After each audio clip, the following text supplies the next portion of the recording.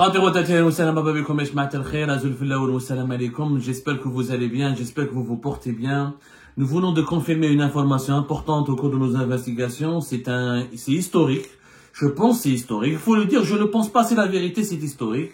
Le dirigeant le plus important du Front islamique du salut, le dirigeant le plus important, le plus emblématique, le plus médiatique de tous ceux qui sont encore en vie, à l'exception d'Ali Belhaj. Je pense qu'après Ali Belhaj, ce dirigeant Anwar Haddam, plus exactement, parce qu'il s'agit de lui, est le dirigeant le plus important du FIS, le cerveau des opérations politiques, de la doctrine politique, et l'un des dirigeants les plus médiatiques, les plus connus dans le monde du Front islamique du salut, l'ancien parti islamiste algérien dissous, qui était l'un des acteurs des événements tragiques de la décennie noire, pour ne pas dire l'élément, l'acteur qui a déclencheur, l'acteur qui a provoqué les événements tragiques de la décennie noire en Algérie. Je le dis ça sans bien sûr minimiser l'implication et le rôle pour autant de l'appareil militaire et sécuritaire à l'époque qui, on peut lui reprocher de ne pas avoir bien géré cette crise, mais on ne peut pas quand même oublier et passer sous silence la radicalité, l'extrémisme, les provocations et la doctrine extrêmement radicale du mouvement du Front islamique du salut des années 90. Anwar Haddam, juste après Ali Belhaj, est le dirigeant islamiste le plus emblématique, le plus influent du Front islamique du salut. Après un exil qui a duré depuis 1992. Depuis exactement mars 1992, Anwar Haddam n'a plus remis les pieds en Algérie. Hier, le 21 février 2025, Anwar Haddam a fait son retour en Algérie. Je le répète, Anwar Haddam, parmi les dirigeants, en ce moment même, le dirigeant le plus emblématique, le plus influent du FIS, a fait son retour hier, le 21 février 2025 à Alger, en provenance de Washington, où il vivait, où il s'était réfugié, où il s'était établi. La vie d'Anwar Haddam, elle est extrêmement compliquée. Elle mériterait un livre, voire un documentaire sur ce monsieur qui est encore une fois tête pensante du mouvement, l'une des têtes pensantes les plus importantes dans l'histoire du mouvement islamiste algérien. Anwar Haddam, qui était donc établi réfugié aux États-Unis depuis 1992, a fait son retour dans le cadre d'un programme de réhabilitation politique enclenché par les autorités algériennes. Le programme s'appelle l'Mshaml B'Arabia, programme de renforcement de l'unité nationale ou du front ou de la cohésion nationale. Anwar Haddam a été gracié, a été réhabilité, a été pardonné, a été récupéré par les autorités algériennes en lui permettant de revenir dans son pays natal. Anwar Haddam, qui est né à Tlemcen, dans la région de Tlemcen, qui est originaire de Tlemcen, est âgé aujourd'hui de 71 ans. Il est né en 1954. Il était l'ancien chef de la délégation parlementaire du FIS. Anwar Haddam, c'est un personnage extrêmement controversé. Je rappelle qu'il faisait l'objet d'un mandat d'arrêt international. Il avait 14 affaires, au moins 14 graves affaires criminelles et de terrorisme en Algérie. Anwar Haddam, qui a commencé sa carrière politique en étant élu député dans la région de Tlemcen. Ensuite, il a fait toute sa carrière aux États-Unis d'Amérique. Il a été placé en détention aux États-Unis d'Amérique pour des soupçons de participation à des activités de terrorisme entre 1996 et l'an 2000. En 2000, il a été remis en liberté conditionnelle. L'Algérie avait lancé contre lui un mandat d'arrêt international. Et en 2015, je dis bien en janvier 2015, les États-Unis d'Amérique ont refusé de l'extrader vers l'Algérie.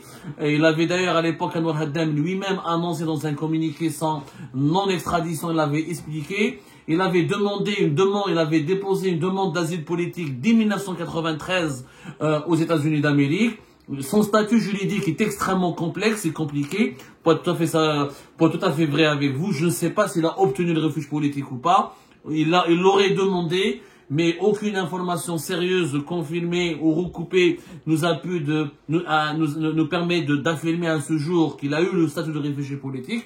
En tout cas, il est resté longtemps résident aux États-Unis d'Amérique dans un statut qui est flou, très opaque. Arrêté une première fois, libéré sous liberté conditionnelle, la justice américaine qui refuse donc de l'extrader en 2015, certainement pour ne pas l'exposer à des risques de torture ou à un risque d'un procès de justice qui serait pas inéquitable.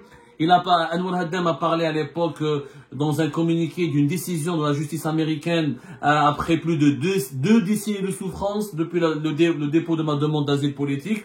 Il a confirmé lui-même qu'il avait demandé l'asile politique aux États-Unis d'Amérique, mais il n'a jamais pu confirmer s'il avait obtenu le statut de réfugié politique. Il a été placé en résidence surveillée entre 2000 et 2015. Apparemment, selon nos informations, il n'était pas libre de ses mouvements aux États-Unis d'Amérique à Washington. Il était particulièrement surveillé par les autorités américaines, notamment par les services de renseignement américains, parce qu'il a été considéré comme l'une des têtes pensantes des mouvements islamistes. Il a eu une réputation même internationale. Il a participé à plusieurs interventions médiatiques dans le monde entier. Il a eu, durant la décennie noire, des prises de position qu'il faut dire controversées, sulfureuses et très compliquées. Par exemple, vous pouvez retrouver dans les archives, en février 1995, quand il y avait l'un des attentats les plus meurtriers à Alger Centre. Lui, il a fait une interview à l'époque en langue arabe, à un quotidien en langue arabe qui s'appelle Hayat, qui est un journal qui paraissait à Londres, qui était proche de l'Arabie Saoudite, dans laquelle il avait pas condamné cet attentat, il avait même expliqué, il avait quelque part même reconnu et il avait même justifié cet attentat, puisqu'il avait dit qu'il a fait 42 morts et 62 blessés. Il avait expliqué que l'opération ne visait pas les innocents, mais avait pour cible le commissariat central. Et il a même parlé de malchance concernant le grand nombre de victimes, car l'explosion a coïncidé avec le passage d'un bus. Donc, cette prise de position en 1995 lui a valu les foudres et la colère de plusieurs millions d'Algériennes et d'Algériens. Même, ça a soulevé une vague d'indignation internationale. Ça n'a pas empêché Anwar Haddam de continuer à travailler aux États-Unis d'Amérique en sa qualité de chef de la délégation parlementaire du FIS. Il avait été élu en décembre 1991 comme député du FIS. Il n'a jamais pu exercer par la suite ce mandat puisqu'il y avait l'interruption du processus électoral. Et s'était rendu aux États-Unis d'Amérique en 1993, voilà, après avoir quitté le pays en 1992. Et c'est lui qui a ouvert la délégation parlementaire du FIS et il a profité d'un statut on va dire, pas de l'impunité. Les États-Unis l'ont toléré. Les États-Unis d'Amérique l'ont toléré, mais sans pour autant le protéger, sans pour autant lui permettre de faire tout ce qu'il voulait, ou lui ont jamais donné un chèque en blanc. Voilà. Il n'a jamais bénéficié, il faut dire la vérité, aux États-Unis d'Amérique, prison, contrôle judiciaire, liberté conditionnelle, il a toujours été très surveillé. C'est un docteur en physique nucléaire, il a été diplômé, il a étudié aux États-Unis d'Amérique. Et il est très connu, il a pas mal d'interventions médiatiques, d'articles de presse, d'ouvrages. Il est extrêmement connu dans les milieux islamistes algériens. Son retour devait avoir lieu il y a des années de cela. Dans un passé très lointain maintenant, pas récent, il devait revenir en 2005. Abdelaziz Bouteflika voulait le faire revenir en 2005 en Algérie. D'ailleurs, lui-même avait annoncé qu'il allait revenir, qu'il allait rentrer, qu'il a reçu une invitation de Abdelaziz Bouteflika dans le cadre de la réconciliation nationale, dans le cadre de la charte nationale pour la réconciliation nationale, et qu'il allait accepter de dialoguer avec les autorités algériennes, et qu'il allait accepter de dialoguer avec les autorités algériennes, qu'il allait tourner la page des années 90, mais finalement ça n'avait pas abouti, puisqu'à l'époque, l'aile dure des services de sécurité en Algérie et certains généraux de l'armée algérienne avaient catégoriquement refusé son retour, et parce qu'ils estimaient que c'était quelqu'un de radical, de violent et d'extrémiste, et que s'il devait rentrer en Algérie, il devait être jugé et emprisonné. À l'époque, c'était Abdelaziz Belkhadem qui l'avait d'ailleurs contacté, qui lui avait adressé une invitation, c'était en octobre 2005, et il devait revenir dans le cadre de la réconciliation, dans le cadre des mesures de l'amnistie, de la réconciliation nationale, pour rentrer en Algérie et pour retrouver les siens, pour retrouver sa famille, pour participer à la vie politique en Algérie, dans le cadre des dispositions de la charte pour la réconciliation nationale. Ça n'a pas pu être fait à l'époque, ça a été compromis. Il voulait même créer un nouveau parti politique, il a créé même un nouveau parti politique qu'il voulait lancer en Algérie. J'ai oublié comment s'appelle le parti politique, le MGLS. Je crois qu'il s'appelle le MGLS, ou il avait créé un parti politique qui n'a pas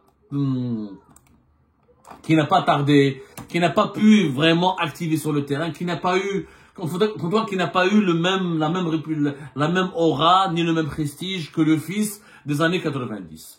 Son retour aujourd'hui, pourquoi maintenant? Parce que depuis 2023, les services secrets algériens négocient avec lui.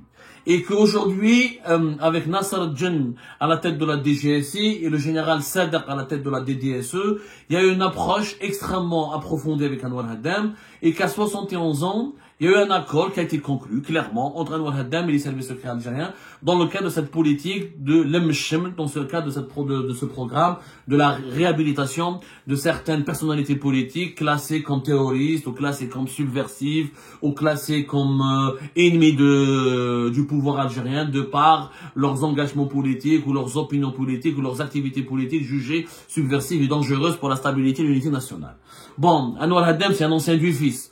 On parle des années 90, on a parlé de sa position par rapport à l'un des attentats les plus meurtriers du pays en 1995. Il a eu donc une position extrêmement controversée et sulfureuse dans l'histoire des événements tragiques de la décennie noire. Son retour a été saboté en 2005. Aujourd'hui, clairement, il y a une nouvelle génération de dirigeants algériens qui veulent tourner la page des événements sombres des années 90 et qui veulent réutiliser ou réhabiliter ou permettre à Anwar Haddam de jouer un rôle politique interne. Je ne crois pas qu'Anwar Haddam est rentré en Algérie gratuitement, juste pour passer des vacances, ou juste pour retrouver ses proches, ou juste pour terminer ses jours et terminer sa vie. Je pense qu'il va jouer un rôle, il va être certainement médiateur avec énormément de personnalités politiques du Coran islamiste. L'objectif, je pense, affiché du pouvoir algérien actuel est d'apaiser la situation politique et d'asseoir sa légitimité de façon définitive et d'asseoir son contrôle sur l'ensemble de la situation sécuritaire et politique du pays et de s'imposer comme l'arbitre indéboulonnable, l'arbitre sans lequel aucun éléphant politique, aucun projet politique ne peut se faire dans le pays. Les islamistes comptent en Algérie, qu'on le veuille ou non. Les islamistes comptent beaucoup, ils ont une influence, ils ont une popularité, ils ont leurs électeurs. Le fils, il a son électorat, il a son descendant. Ali Belhadj, il a ses partisans, il a ses fans. Anwar Haddam, il a ses partisans, il a ses fans. Ils ont leurs abonnés, ils sont suivis sur les réseaux sociaux. Leurs interventions médiatiques, elle est suivie. Yani, on peut pas nier, c'est des personnages importants dans l'histoire politique et dans la scène politique algérienne. Qu'on les aime ou on les aime pas. Alors, je suis pas un islamiste, vous connaissez mon engagement. J'ai un regard extrêmement critique contre les islamistes. J'ai un regard extrêmement critique sur le fils.